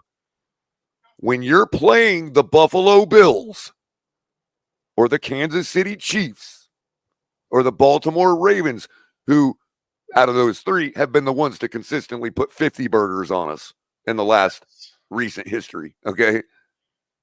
When you're playing those teams and their punter comes out to the field, your defense needs to be rewarded for that. That is no different than a turnover in the NFL. Oh, yes. Agreed. Yes. That's a problem. I've seen complimentary football, they call it. We're not getting enough complimentary football. Any of these defenses are going to eventually lose faith. And our defense, bro, from the end of last year, our defense, despite all the injuries, despite all the adversity, gave us a chance in every game. And this offense has let them down. I think that slips some people's minds, especially with respect to last season. Lucci says now, again, thank you for the donation. Lucci just chilling, listening after he was on the show, just donating, dropping bombs, dropping knowledge. Says, Greg, he will cash app you $20 for every B and $50 for every A. So now, we're going to follow this on the channel this year. We're going to follow G's progress and Lucci. Well, if it helps, off because Lucci cares about this. And that's what the Lucci cares about your execution, young man. That's what goes on. And Suicide Hotline, the Rutgers JV squad could beat the Dudfins this year. He is just going in on the Dolphins. If it helps, last week on Wednesday, I had an exam. I got an 88 on that. You got 88 on that exam. That's good. Same class or a different class? Class. Nice, bro. We could be on to something, Larry. Yeah. Football could just be as simple as your offense doesn't need to play for anybody, not the fans, not the money, not the glory, none of it. Your offense on a play, when they're lining up on that play, they need to be playing for their defense. I agree with you, bro, because nobody else in the world should matter. Yes. With the 11 guys on defense to that offense. League, the chips are stacked against defenses, so why not play for your defense? And you have the leg up because the chips are stacked against defenses. That means the chips are stacked in your favor if you're the offense. And that's what I consistently see championship teams do and real contenders do. Is their offense says we are, even if our defense has to come out 50 times because the other team scores a lot or is really bad, doesn't matter what the situation. Your offense has to be in the frame of mind of, I cannot walk back to that sideline and face my defense after what they just did for me. And that comes from the coach too, though, bro. That comes from the staff and the culture of the team, the culture of the program, period. And that's what the Jets are going through. You think this has been going on for 2 years with the Jets now, that the defense has shown up every time and the defense has given teams hell. They gave Darnold hell. Darnold looked shook as hell. He looked like his old self. And the Jets offense couldn't get it done. There's a reason that the DC was promoted to interim head coach despite the OC's relationship with Aaron Rodgers. It's because the defense has consistently shown up and the offense hasn't done a damn thing. And if you remember, that's why Zach Wilson got benched last year, because they asked him if he let the defense down, and he said no, and he got murdered in the media. That's crazy. Yeah. Did you see what happened with Watson last week? I'm really confused as to what actually happened because I didn't see the sequence of plays from the very beginning. No, So, who knows? Gee, you know? Yeah, that's Sean Watson, right? Yeah. So what happened was it was 24-3. It was a 4th and goal. Kevin Stefanski wanted to go for it, but as he was saying go for it, Deshaun Watson was walking off to the sideline, and him and Stefanski had a conversation. They ended up kicking the field goal 24-6, and then I think the final score was like 33-6 or something like that. What? Huh. Well, the interesting thing was, though, when he walked up to Stefanski, he put his hand on Stefanski's back. It didn't look confrontational. Oh. So what do you think is just like a matter of he's just given up? He just doesn't have the fire anymore, or what? Or there's some beef or drama going on? I think he's obviously been a huge letdown for them. And I take the L on that because I was lobbying pretty hard for him to come in. He has not been in one of my rants, like when Deshaun Watson got to Cleveland, I don't think he wanted. If he came to Miami, I think he would have been different than what he is in Cleveland. Because think about it, he was child here, was Dan Marino growing up. He wanted to be here for Flores, and plus Miami was beautiful weather. Though you take those 3 things, I think Watson would have thrived here. But that's a tinfoil cap moment. But I don't think he wants to be in Cleveland. But it is what it is at this point. I could see that. G. He wanted to play for Flores. I think some dudes wanted to play for Flores, man. Like Well, see, Heffel says that Baker walked off the field one time because there was 12 men in the huddle. Yeah. But did anybody actually do a count on that play, Greg? Has anybody done a count how many players were on the field? Maybe he was like, I can't with this anymore, Stefanski. There's 11 guys in my huddle. Maybe it was something like that. You might have said that, bro. Like, I'm done with this. I just can't anymore. He might have said that. I wonder what the alternate universe is if Deshaun comes here and Flores stays here. We'll never know. Yeah. But, I do miss I'll say this, though. I think the defense has been good for us this year. I mean, I'm kind of impressed with our defense. That offense, I think they neglected the line so badly, and there's a lack of imagination in terms of how do we counterpunch for what they figured out with our offensive scheme and quarterback that has just gotten to a point that I don't know where we go from here because the offense has been so bad and has looked like it has no answers. You know where you go. You know where you always go, Larry. What happens when you're getting ahead of yourself and you feel like you're out in front of your skis, right? What do? I guess catch my damn you rely on what you've been taught.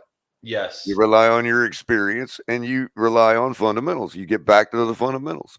Yeah. Yeah. You eliminate everything that's not important.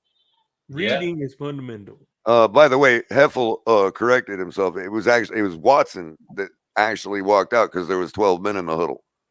That's crazy. So it could have been something like that. Like, bro, that definitely. It's up to Stefanski to have that right. That makes sense. I would 100% like he's just done. I get that. Like, you know what? You got 12. I'll leave. I could see that. Right. Just to say I'm sick of this. I think they're saying that it's all the ownership. I don't think Stefanski's allowed to bench him.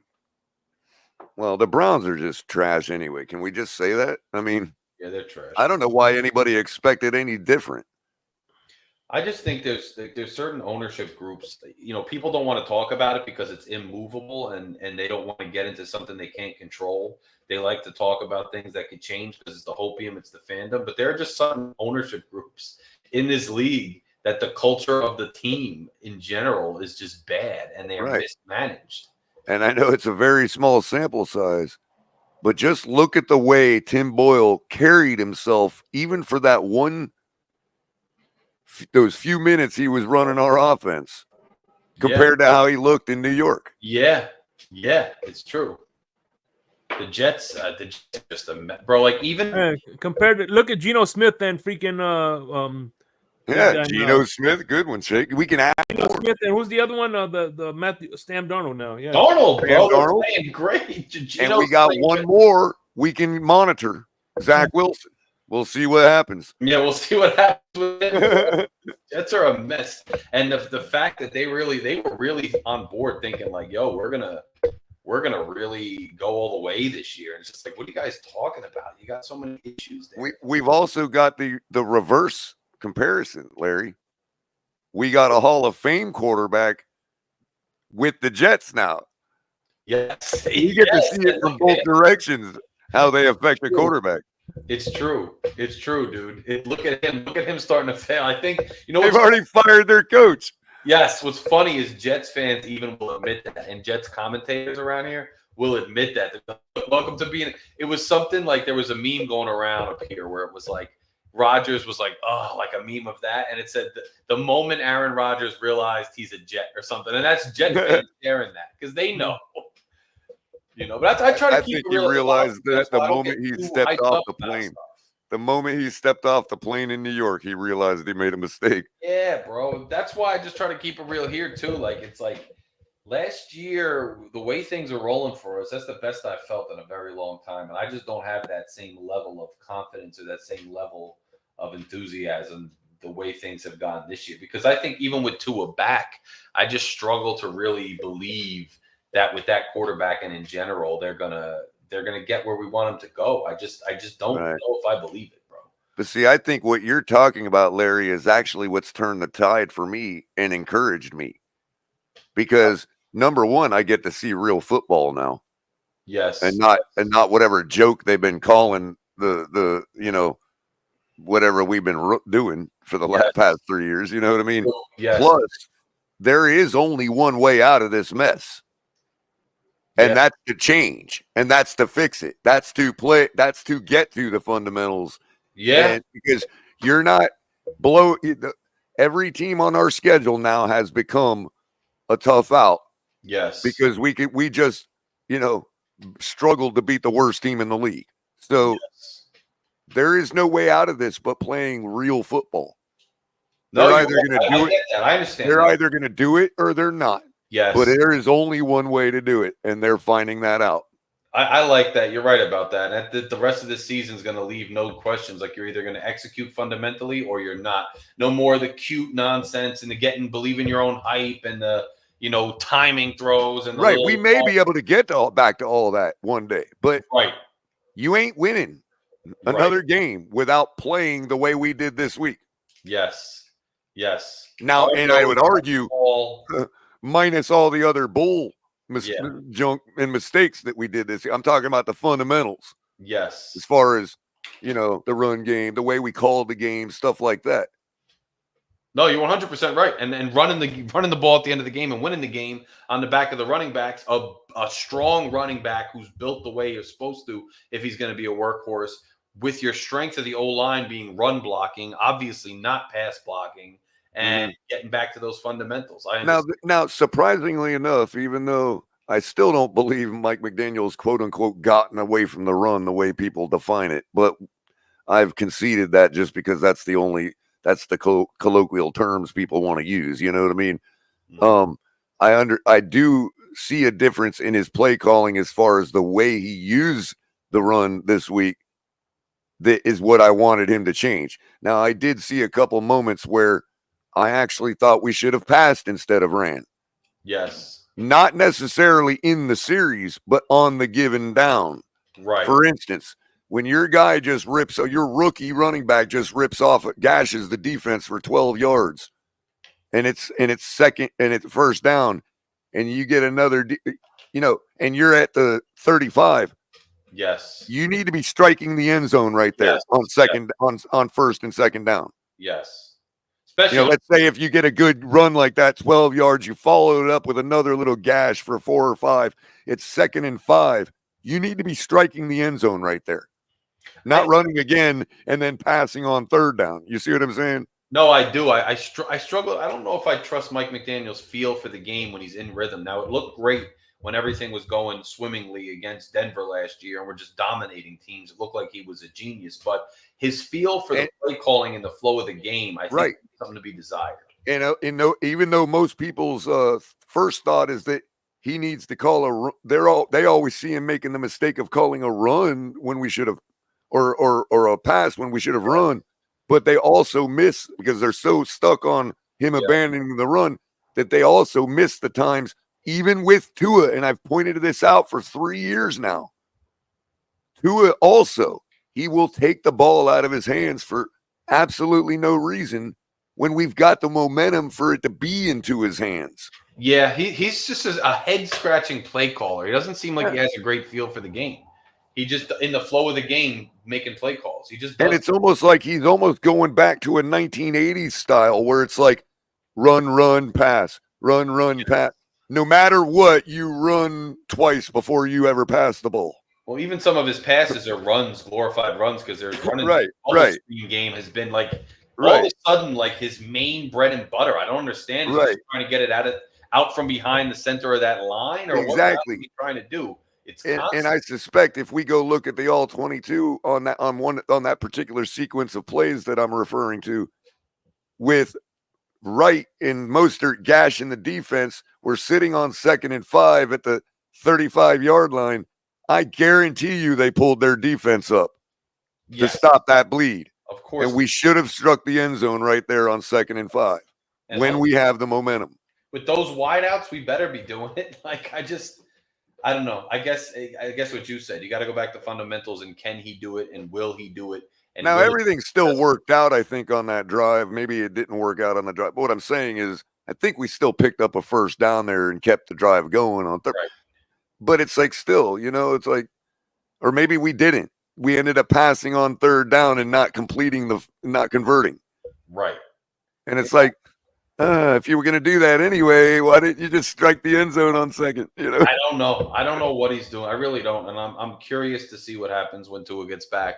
And I'm curious to see what happens. And that might be the field goal we missed. I'm sorry. Yeah, it might have been. We missed one, right? And we missed the short one, right? We missed the 40-something yarder, right? Yes. And then one of them, we had a bad snap, I think, and Sanders didn't stop kicking it. It's a lot of mess. A lot of just a weird season, like I'm saying. It's a weird season, but yeah, you got to go back to fundamentals and see what happens. And that's the best we can do, man. That's really all I got. That's all I got. The thing that kills me is it's so easy to fix all that stuff, Larry. Yeah, that's what makes me want to hang on to the season. I got you. I mean, look, we can hang on to the season because we're not even close to mathematically out of it. They have winnable games coming up. Tua's coming back, and the defense has been playing well. So you have no reason other than, okay, you have some spots on the O-line that are a little bit dicey. There's no reason why they can't get back to it and salvage the season. Especially since the rest of the league is buying you the time to do it, given really are. The billion teams are one win right now. No one set themselves apart so far this year at all. Look at Buffalo going down. It's 100% true. 100% true. And now Allen with the issues of his own, maybe with the concussions and whatnot. So the league's doing us a favor. We're right in it. We're one game under 500. Is it possible to have a reset on the season in football? Is that possible? Have we seen? I think we've seen that dozens of times throughout our lives, Larry. 150% seen it. We've seen teams start off hot and fade into absolutely nothing, and we've seen teams start off really shaky and wind up being Super Bowl. Hey, so the perfect example was the freaking. You would have thought, did you think for any second the Giants in 2007 would have won the Super Bowl that year? Oh, of course not. But by the end of the year, that's a great example. By the end of the year, they were like, there's a couple teams like that. What about the KC last year? Mm-hmm. KC last year was dead. No one thought anything about KC. They were terrible right up to week 18, man. Yeah. And then all of a sudden, they just got it all right in the playoffs. Boom. Yes. Some teams are used to that fight, man. Because it looked like Mahomes, bro. It was like almost effortless. Like, it's just something. Some guys and some teams are just built that way. Like I remember Brady even in some of those years. Like they never looked that excellent on a play-by-play basis, but they just kept scoring. You know, they kept completing a pass. It looked Well, like if you remember correctly, where do we get the euphemism about Bill Belichick in the whole on to Cincinnati or on to Buffalo thing that we always do make fun of him for? Where do people think that came from? exactly Because they consistently started 0-2, 1-3. You know what I mean? Yes. And they were railing him in the press conferences, and he'd be like, on to Buffalo. And then they would rip off 11 wins, you know, and win the Super Bowl. We're on to Cincinnati. We're on to Cincinnati. G's probably Belichick was famous for that. Yeah, Crypto, I would love to do the deep dive and find out in 21 years, like what their first 4 games of the season record is over that 21 years. I bet you it's a losing record. Well, they had, I don't know if it's losing, but they always play right around 500 where they get out to a. Yeah, if you were to go with the but first 3 games of every season for 21 years, I bet it's a losing record. Yeah, they always look like everybody counted them out every offseason. And every one year season. they won like 14 straight after losing the first 2. Yep, that's the one I'm talking about when the whole thing was coined about Bill Belichick being so smug. Yes. On to Buffalo or on to Cincinnati. Who was the team? I don't remember. No, Cincinnati. It was on to Cincinnati. Right. Cincinnati. They were 0-2. We're on to Cincinnati. Yep. Like, and everybody thought the dynasty was finally over that year. When they started off that bad, everybody thought the dynasty was over that year. Yes. Right. Like, Bill, why didn't you call this? We're on to Cincinnati. Bill, what did you say? Right. They keep asking them about this. Asking questions about the same. They went on to win another 3 Super Bowls when they thought everybody thought that was the end of the dynasty that year. That's like KC. I'm telling you, they lose like one big game, 2 big games early in the year. The team that beat them is like the new hype that everybody thinks is going to win. And then by the end of the year, the same teams that know how to do it, that have done it before, are there.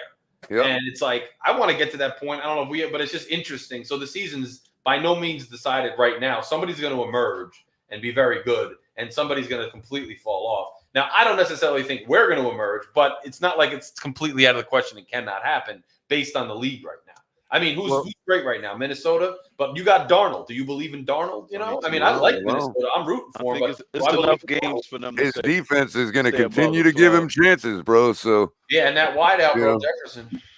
Yeah, and the other thing is about our season is, you know, we got one more game with our backup, and in order to win that game, just like last week's game. In order to win that game, we have to get right on offense, as a team, which is what I believe has been dragging Tua down as well. So I'm not, even though I don't believe in Tua as an elite guy, I do believe we can win with him the same way I believe we can win with Huntley if we get all our other crap fixed. True. That's true. Yes. Yeah. And that's how, in other words, I'm back to how I felt about the team at the beginning of the season when Tua gets back. As long as we get that stuff fixed, because it has to be fixed for Tua. Tua is not going to come in here and do anything different except maybe score one or 2 more touchdowns. We're still going to lose if our offense plays this way. Yes. Tua's not going to come in and be a world beater on his own. He'll definitely look better than our backups. Yes. But what's that amount to? Yes. 100%. Yes. Well, our backups managed 15 points, and in the 2 games Tua played, he averaged 15. So it's really no difference. Well, fair enough. Fair enough. Hey, listen, that much hey, listen, Michael. Hey, listen. Fair enough. Just exactly what I I ain't argue with you. I ain't going to argue with that. Tua outperforming our backups is like saying something smarter than Michael K. It's not a high bar. Well, he's correct in pointing that out because I've made that statement too. But the team, all the forces of the universe have made it clear that he's playing against Arizona, dude. Yeah, I think he is. Right. They've declared that that's the first game back. Is the fanfare weekend. The wave function has collapsed. The guy's playing against Arizona.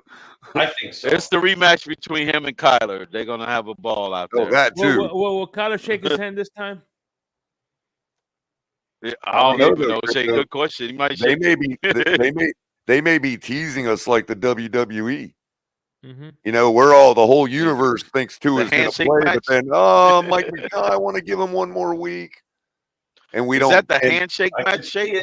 But that's after they sell all the bids for the networks and all that stuff, and all the other money involved gets cashed in.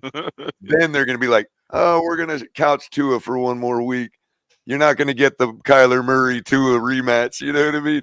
And that's what everybody was really paying for. That was the first game I was like, wow, maybe this kid could be something. And then it kind of just, I didn't see much more of that. I don't know why. He was good that first matchup, man. 72 undefeated said Tua is the best backup we had. Wow. That's cool. I don't believe in Kyler either, but the guy is healthy right now. He's strong. His arm is stronger than it's ever been. And he's actually got our no weight defense is going to be gas He's playing. He's a playmaking type guy. He can pull. Yeah, he runs so fast, and it's hard to see him in between the line. Yes, and the way he moves, man, is just he's right. impressive. It's kind of hard to point him out. I don't believe I could hope he's some perennial guy. It's a lot harder to move like that through this climate than it is Arizona. Yeah. It's the only thing I could hope for is he starts sucking wind by the third quarter and can't keep it up. You know what I mean? Yes. But I'm sure he keeps on his cardio too. The guy is a phenomenal athlete. He really is. So yeah, he's been in the gym. You seen how he looked in the offseason this year, Larry? Yeah. The dude looks like a monster at 5'2". It's you know what I mean? It really is. Yeah, he's Mighty Mouse. That's what I call him. That's his nickname, Mighty Mouse. So his arm definitely got stronger. That's what he's like. That's my nickname for him, Larry K.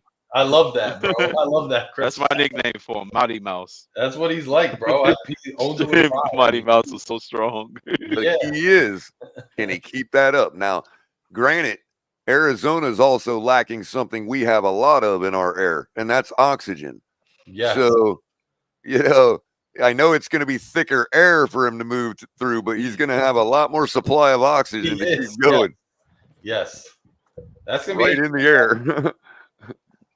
I hope Tua is back. I think it's going to be an interesting matchup to see. We probably win our white uniforms then, since it's an afternoon game, right? So no dark uniforms. It's been a while since an afternoon game. Them Arizona whites and that bright Phoenix sun is tough to look at, man. All these crazy games that we have. Yeah, they're going to make them wear their reds. That's probably what they're going to do. Want them to bake. They're going to wear their dark colors. Yeah. At least put on some red pants, man. Them white on whites and that Phoenix sun is, oh, God. Yeah.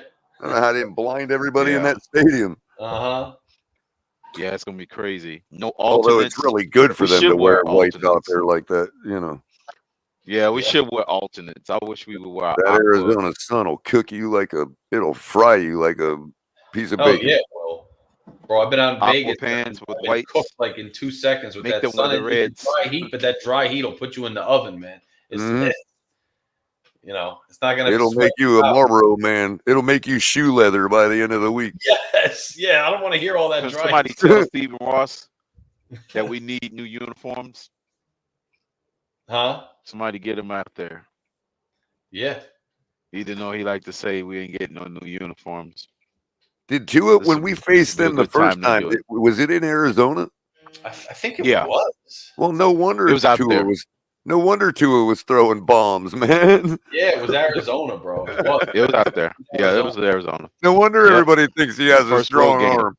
Wow. Yeah, I hadn't thought of that. We was on our West Coast trip because we played the 49ers and Rams, I think. When do we get to play the Broncos in Denver again? I can't wait for that game. Oh, trust me neither. My sister-in-law lives in Denver, so I right? can't wait. Really? Mm-hmm. Like, hey, McDaniel, just air it out when we're in Denver, man. Year. Yeah, he's from Denver. He should know. Oh, you would think. Yeah. But hey, Skylar Thompson is from Palmyra, Missouri. The Rams play him in the snow? No. Yes, I remember that. Yeah. I'm hoping that we in Denver finishing the same Rams. When did we play the Rams? Did we play the Rams out there too, Shake? Oh, that was a home game. With the Rams? That year. We played that division, yeah. Yeah, it was our house. That's why we're going to LA this year. Okay. Right. Yeah, we're going out to it was at our house. Yeah. We've had Yeah, actually. remember that was we haven't been too Tua. Hey, bad in remember the stadium. Rams was Tua's first game. Yeah, That was was at it home, Rams? right? Yeah, it was Tua's. Yeah, Yeah. Yeah, that was all. I think I that have a might have been the question. last time we saw Jeff Fisher. So the 49ers was out there then. So we played the 49ers on Yeah, the they road call it that the year. Santa Clara Massacre. Wow. I have a question for you, Crypto. Do you remember that Rams game in Miami? Do you remember who caught the first touchdown? It's escaping me. Starts with a D. The same guy that caught, hey, Jake, the same guy Is he that even playing football? Wait a minute. I think it's the same guy, and I think it's the same stadium, Shake, that caught that pass from Teddy Bridgewater in the ACC championship game. Yeah. It might have been the same stadium. Yeah. I don't Remember, know if it was the ACC remember game, that but Devontae Parker was- is the house that Louisville built. he was bagging groceries at the stadium. Mm-hmm. I think that's what he was doing. I think that's what was his last occupation, Shake. Crypto's favorite wide receiver, Larry. Yes, His last occupation. he was Don't wanna bagging admit it. groceries. He don't want to admit it. He's got that special place in his heart for Devontae. Yeah, I suppose. Crazy's in the building. Oh man. Good evening, everybody. What's up, Mr. Polk? What's up, Hey, Mr. Polk? Hey, what's going on, Larry K, Shake Money, What's Crypto, good? Greg, Carla? How's everybody doing? What's up, Mr. Buck? Doing good, man. Just kicking it. How you doing? Yeah, doing the same thing, man. It's kicking it. I got you. Ain't nothing wrong with that. Yeah. Tuesday night.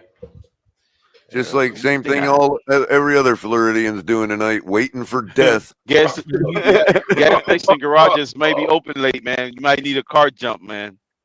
The gas station garages might stay open late for you, man. You know, it's tough on the internet these days because, you know, we as Floridians, we have no choice but to joke about it and laugh about it. You know what I mean? Oh yeah, no doubt. But the rest of the country doesn't understand that. So they think we're being insensitive. You know what I mean? And it's like, it's tough. Oh man. Hey, listen, up until a few years ago, Publix used to make what was called a hurricane cake, but somebody got freaking, Yeah, they just canceled it last year, about Shake. it and freaking You said the cake? They made cake. Yeah, they just canceled it last year. See, Crypto, they had a little beach scene with these little palm trees that were actually angled over.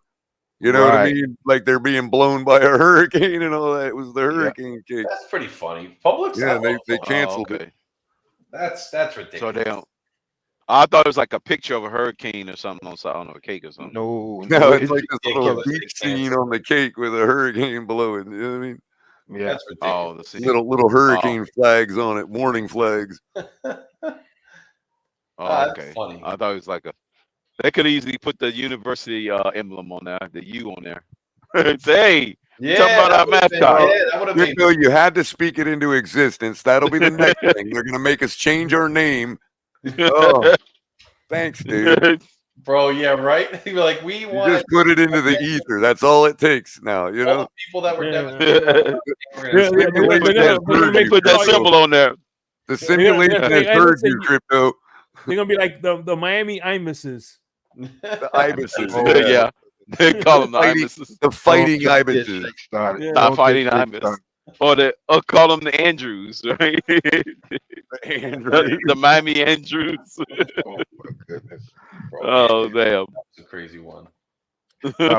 Y'all want to hear something crazy? It's time, Andrew. Hey man. What'd you say, Mr. Bolt? Y'all want to hear something crazy? I had got off the phone about an hour ago with a friend of mine. He said that his brother up in the Tampa Bay area are having a hurricane party. Really? Yes. I said, are you kidding me? He said, yeah. That's all you can do.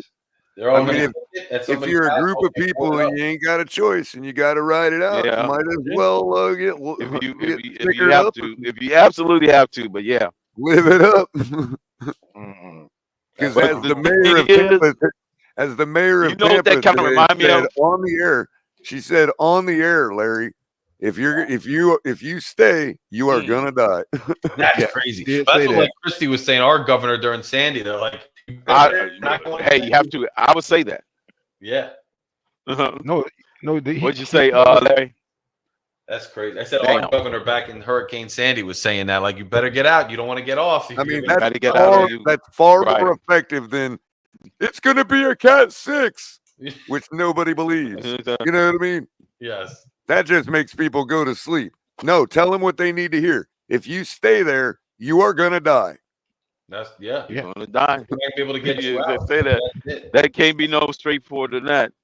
You got to Yeah. make sure you're in an area where at least there's some. You know, the people that stay there that said that about the hurricane parties, they're like the musicians on the Titanic. You know, they're blowing that last trumpet and trombone and tuba. You know, as the ship goes down. Unless you got a self-contained breathing apparatus or a vehicle that's got that kind of capability, you're not going to survive the storm surge. No. First of all, No. and secondly, That's what I'm unless saying. you're on They're like top they're of the musicians on the Titanic. That's what Right. it is. Right. Now, if you're talking about inland with the let's say category 3 hurricane force stuff, you could be Reed Timmer in the Dominator and just anchor down to the ground, and his little vehicle survives tornadoes. It would be fine in the hurricane too. You know, maybe not if a tree comes barreling through his windshield, but you never know. But yeah, other than that, you'd be all right. But the surge, when it's hitting you, and it's literally it's the force of that thing. You're not surviving. There's a lot of debris in that too. You're the only people that would be lucky enough to survive are the ones that are in a high rise at the top floor. Yes. That just so happened they didn't get their windows blown out of the freaking building. Yes. Yes. I appreciate you guys having me. Stay safe, my Floridian brothers. Enjoy the bye week. We don't have to watch any more of this nonsense until 2 weeks. They gave us a break from it. Hey, Greg, I might do a show for league wide for betting, and we can just sit here and watch Red Zone and listen to you yell as you lose all your bets. Hey, I've been killing it in college. I had a good 2 weeks ago. I had a good college. I had 3 out of the 10 I coached. Right on. El Carter doesn't he sounds just like El Capitan, because El Capitan is killing it in college. But he sucks in the pros. Yeah. I would have You and won. Cap ought to get together. I would have won that 4 o'clock when the Rams effed me because I had the Cowboys in the night. The Cowboys actually recovered my losses, Greg, believe it or not, this week. Yeah. Wild. Yeah, I gotta go study for this quiz tomorrow morning. All right, G. See you later. I ended up plus 14 because of the Cowboys. I couldn't believe it. It's crazy. Yeah. Jake, you want to hold it down longer, or you want to get off? That was a crazy game. That Steeler game was crazy. Man, we can close it down, yeah, man. It's been a long day, man, and I Steelers, gotta wake up man. early in the morning and just wait for the storm. All right, fellas. Yo, thanks for all you guys joining us. Thank you, Larry. My brother. Appreciate it, Larry. Always great. Yeah, All you guys. thanks, Larry. Well, thanks for coming on. And real quick, before you do, so obviously there's gonna be no happy hour this week. It's a bye week. I was gonna probably do it anyway, but for obvious reasons. So hopefully, like I said, man, I'm just gonna hunker down here at my house and man, just hope for the best, man.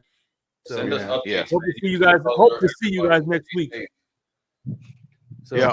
Crazy. Everybody stay safe out there. We hope so too, Shake. Right. Yeah. Stay safe, everyone. Be safe.